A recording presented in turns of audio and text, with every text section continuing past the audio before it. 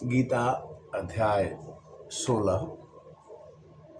आज गंगा दशहरा की तिथि है और अध्याय 16 में श्री कृष्ण भगवान ने दैवी गुणों का वर्णन किया है। वो गुण कौन कौन से हैं कि अभयम सत्य संशुद्धि ज्ञान योग व्यवस्थितः दानम दमश्च यज्ञश्च स्वधाय सतपर्जवम।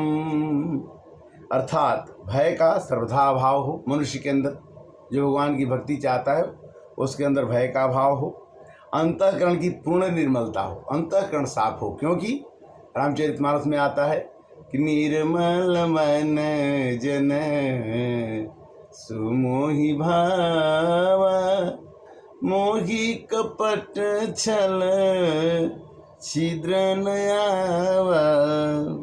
तत्व ज्ञान के लिए ध्यान में निरंतर दृढ़ स्थिति, ध्यान जरूर करना चाहिए और निरंतर करना चाहिए भगवान का। सात्विक दान करना चाहिए। दान दो तो किसी को बताओ मत, दाहिने हाथ को दो तो बाएं हाथ को पता न चले। भगवान में श्रद्धा, देवता में श्रद्धा, गुरुजनों में श्रद्धा। यज्ञ जरूर करना चाहिए, यज्ञनिहोत्र यज्ञ करना चाहिए, उत्तम कर्मों का आचरण करना चाहिए, वेद शास्त्रों का पठन पाठन करना चाहिए, भगवान के नाम का जाप करना चाहिए, भगवान के गुणों का कीर्तन करना चाहिए। अपने धर्म को पालन करने के लिए कष्ट हो तो भी सहना चाहिए। शरीर तथा इंद्रिय सहित अंतःकरण में सरलता। निर्मल मन जन सो मोहि भावा मोहि कपट छल छिद्र नावा। ये अध्याय 16 का गीता का पहला अध्याय है कि अभयम सत्य संशुधिर ज्ञान योग व्यवस्थितः दानम दमश्च यज्ञश्च स्वाध्यायस्य तपयार्जवम्। आगे क्या कहते हैं? ये हिंसा सत्यम अक्रोधम त्याग शांतिर्पेशनम दयाभूतेषु लोलुप्तम मार्दवम हीरचिपालनम। कहते हैं कि मन में, वाणी में, शरीर में किसी भी प्रकार का किसी को मन से कष्ट मत दो, वाणी से कष्ट मत दो और शरीर से कष्ट मत दो। यथार्थ और प्रिय भाषण बोलो। अपना अपकार करने, अगर कोई आपका बुरा करता है तो भी उस पर आप क्रोध ना करें। कर्मों में कर्तापन का अभिमान न हो कि मैं कर रहा हूँ, करता तो हम है ही नहीं किसी हाल। अंतःकरण की उपरति, चित्त की चंचलता का भाव। उपरति माने चित्त में चंचलता न हो, चित्त में बेचैनी न हो, चित्त में अशांति न हो, किसी की निंदा न करना, किसी की निंदा न करें। सब भूत प्राणियों हेतु दया रखना। आसक्ति का त्याग होना चाहिए कि ये मेरा है, ये तुम्हारा है, ये मैं करूँगा तो होगा। कोमलता, लोक और शास्त्र के विरुद्ध आचरण में लज्जा रखना। शास्त्र के विरुद्ध कोई भी काम आप न करें तो भगवान की भक्ति आपको स्वतः मिल जाएगी। शास्त्र के विरुद्ध काम न करें और जब करते हैं तो उसमें लज्जा फील कीजिए, अनुभव कीजिए कि ये काम गलत है, हमें नहीं करना चाहिए। ये गीता के 16वें अध्याय में श्री कृष्ण भगवान ने अर्जुन को समझाया कि ये गुण भक्त के, भगवान के भक्तों में होते हैं। अगला क्या कहते हैं कि तेजः क्षमा धृति शौचः अद्रोहो नतिमानिता भवन्ति संपदम देवी अभिजातस्य भारत। जो आदमी भगवान की भक्ति करता है उसमें तेज होता है, उसमें क्षमा का भाव होता है, उसमें धैर्यता होती है, बाहर और भीतर से भी शुद्ध होता है। शत्रुता का भाव वो किसी से नहीं रखता। अपने में पूज्यता का अभिमान कि मेरी पूजा हो जाए, मेरी कोई प्रशंसा कर दे, ये भाव भगवान के भक्त में नहीं होता है और हमें भी नहीं रखना चाहिए। देवी संपदा को लेकर के इसने बात उन्होंने भगवान ने। और आसुरी संपदा क्या है वो भी सुन लीजिए। दंभो दर्पो अभिमानश्च क्रोध पारुष्यमेव च अज्ञानम च अभिजातस्य पार्थ संपदि आसुरी। हे अर्जुन, दुष्ट आदमी, आसुरी संपत्ति वाला आदमी, नीच प्रकृति का आदमी घमंडी होता है, दंभी होता है, अभिमान वाला होता है, क्रोधी होता है, उसके स्वभाव में कठोरता होती है, उसको ज्ञान नहीं होता है। ये लोग पुरुष पैदा तो होते हैं किंतु आसुरी स्वभाव को लेकर पैदा होते हैं, किंतु आसुरी स्वभाव से फल क्या होता है कि दय विधि संपद विमोक्षाय निबंधाय आसुरी मता मासु च संपदा देवी अभिजातोषि पांडव। दैवी संपदा मुक्ति के लिए और आसुरी संपदा बंधन के लिए होती है। इसलिए अर्जुन, हमें हमेशा दैविक संपदा का आचरण करना चाहिए, ग्रहण करना चाहिए। यह हमारे लिए बहुत ही श्रेष्ठ है। प्रवृत्तिं च निवृत्तिं च जना न विदुरासुरः नौसं च नापि आचारो नस्यत्वं तेषु विद्यते। आसुरी स्वभाव वाले मनुष्य प्रवृत्ति और निवृत्ति इन दोनों का ही नहीं जानते। प्रवृत्ति माने करने योग्य काम को करना और निवृत्ति माने वह काम जिसको नहीं करना है। प्रवृत्ति और निवृत्ति ये दो चीज़ें होती हैं। प्रवृत्ति करने वाले काम को जो संत होते हैं, जो भक्त होते हैं, वो करते हैं, और निवृत्ति माने जिस काम को मना किया गया उसको करने वाला जो आदमी होता है वो आसुरी स्वभाव का होता है। ऐसा गीता में वर्णन किया गया है। गीता हमारे भारत की नहीं, विश्व की एक ऐसी पुस्तक है जिसके ज्ञान से हमारे मन में शांति और आनंद का अनुभव होता है। असत्यम अप्रतिष्ठम ते जगदाहुरणीश्वरम अपरस्परम संभूतम किमन्यतम काम हेतुकम। जो मनुष्य राक्षसी स्वभाव के होते हैं, आसुरी स्वभाव के होते हैं, वो कहते हैं कि संसार में बिना ईश्वर का भी काम चल जाएगा, केवल काम ही इसका काम है, हम जो चाहें वो हम संसार में कर सकते हैं।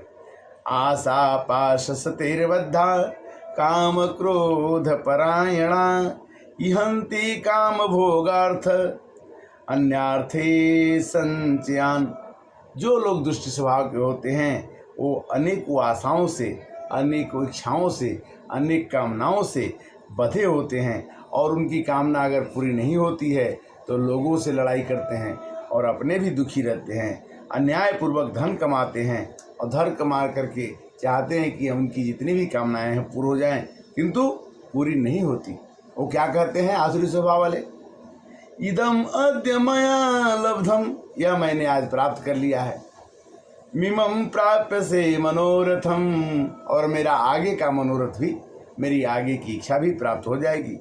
इदम अस्तीदम अपि में भविष्यति पुनर्धनम, कहते हैं, वो कहते हैं कि भविष्य में मैं बहुत धनवान हो जाऊंगा और जितने भी काम हैं मैं सब कुछ कर सकता हूँ, मेरे को संसार में कोई रोक नहीं सकता है। ये आसुरी स्वभाव के लोग सोचते हैं।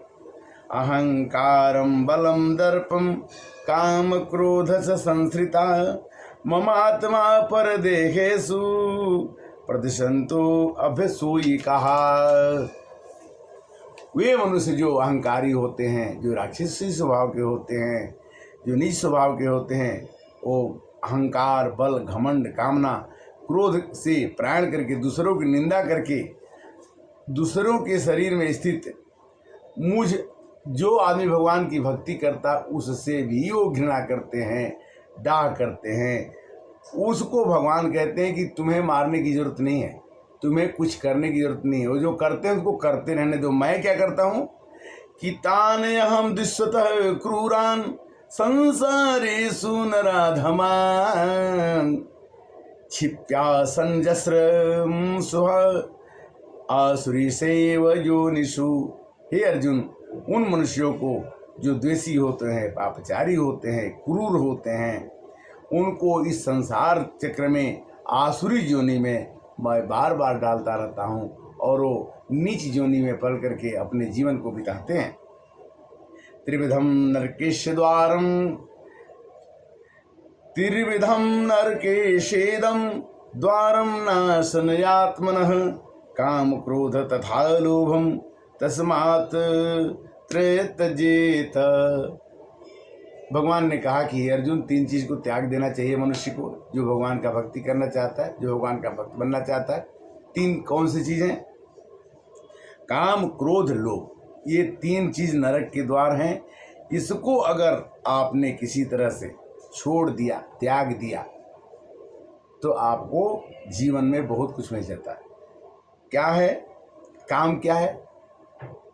बिना मतलब की इच्छा करना वो काम कहलाता है। अगर मैं साइकिल पे चढ़ने की इच्छा रखूं, अब मैं कहूं कि हवाई जहाज मेरे को मिल जाए, ये मिलना है नहीं, तो ये इच्छा मेरे लिए बेकार है। क्रोध, जब मैं किसी को मार नहीं सकता और हमारे अंदर क्रोध हो कि मैं बड़े से बड़े आदमी को मार सकता हूँ, ये कर दूंगा वो कर दूंगा, किंतु हमारे बस की बात तो नहीं है। क्रोध करने से भी वो काम पूरा नहीं होगा। क्रोध करने से मन दुखी हो सकता है। मन में क्रोध आने से हमारा ही नुकसान होता है, दूसरे का नहीं होता है। क्रोध हमारा खुद का नुकसान करता है। और लोभ का मतलब यह है कि आज मेरे पास साइकिल है तो कल स्कूटर हो जाए, कल स्कूटर हो गया तो कल कार हो जाए, कार हो जाए तो बड़ी कार हो जाए। लोभ बढ़ती ही रहता है। तो लोभ के प्रतिशत उतना ही बढ़ना चाहिए जितना हम अपने जीवन में रहते हुए उसका भोग कर सकें। अगर हमने बहुत इच्छा कर ली और हमारे मरने के बाद हमारा लोभ का क्या?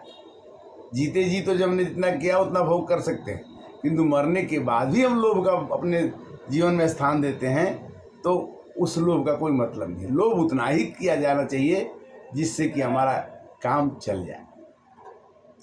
यह शास्त्र विधि उत्सज्य वर्तेते काम कारतः, न सत्सिद्धि मापनोति, न सुखी न पराम गति। जो पुरुष शास्त्र विधि को त्याग कर अपनी इच्छा से मनमाना आचरण करता है, वह न तो सिद्धि को प्राप्त होता है न परम गति को प्राप्त होता है। इसलिए भगवान ने कह दिया कि तस्मात् शास्त्रम प्रमाणेति कुर्या कार्य व्यवस्थितौ, यत्वा शास्त्र विधानोक्तम कर्म कर्तुम अर्हसि। शास्त्र के विधान के हिसाब से, नियम के विधान के हिसाब से, ज्ञान के विधान के हिसाब से अपने कार्यों की व्यवस्था करनी चाहिए। और शास्त्र के ज्ञान के बाद में विधान से जो काम आदमी करता है, तो उस नियत काम को करने के बाद भगवान को जानने में मनुष्य को बड़ी आसानी होती है। आज का कथा का विश्राम यही होगा। 16वां अध्याय के बारे में हमने चर्चा किया। आज गंगा दशहरा एक पावन तिथि है। लोग गंगा में स्नान करके अपने मन को पवित्र करते हैं। ऐसा कहा जाता है कि राजा भगीरथ ने अपनी तपस्या की कि हमारे पूर्वज जो हैं पृथ्वी पर, उनकी हड्डियां हैं, गंगा जी आप नीचे चलिए और अपने शीतल और पवित्र जल से हमारे पुरुषों को तार दीजिए। तो गंगा माँ जो हैं पृथ्वी पर आई और इस गंगा के आने से पूरे हमारे भारत का उद्धार हुआ। भारत में बहने वाले गंगा नदी में, गंगा के जल में कभी कीड़े नहीं पड़ते। गंगा तापम शशि पापम कल्पतरु दिन्यताहरम। गंगा जी हमेशा हमारे पापों को हरण करती है। गंगा तो दर्शनार्थ मुक्ति। गंगा में स्नान अगर नहीं करते हो, अगर उनका दर्शन भी कर लेते हो तो मुक्ति मिल जाती है। और इतना तक कहा गया है कि गंगा जी का जल अगर रामेश्वरम में ले करके भगवान शंकर को चढ़ाया जाए तो ये राम जी को बहुत अच्छा लगता है। जो रामेश्वर दर्शन करहीं ओ ते मम धाम अवश्य अवतरहीं। इतना ऐसा मतलब उसका अर्थ ये आता है कि जो आदमी रामेश्वरम में भगवान शंकर का दर्शन करता है उसको मेरी मुक्ति मिलती है। दूसरी, हरे कृष्णा कृष्णा कृष्णा हरे हरे, हरे राम राम राम हरे हरे। ओम भूर्भुवः भर्गो देवस्य धीमहि धियो यो न प्रचोदयात्। ओम त्र्यंबकं यजामहे सुगंधिं पुष्टिवर्धनम् उर्वारुकमिव बन्धनात् मृत्युर्मुक्षीमामृतात्। हे प्रभु, सभी सुखी रहें, सभी निरोग रहें, यही शुभकामना है। गंगा दशहरा सबके लिए मंगलमय और सुख का एक साक्षी बने। आगे फिर मिलेंगे। हरे कृष्णा कृष्णा कृष्णा हरे हरे, हरे राम राम राम। ओम शांति।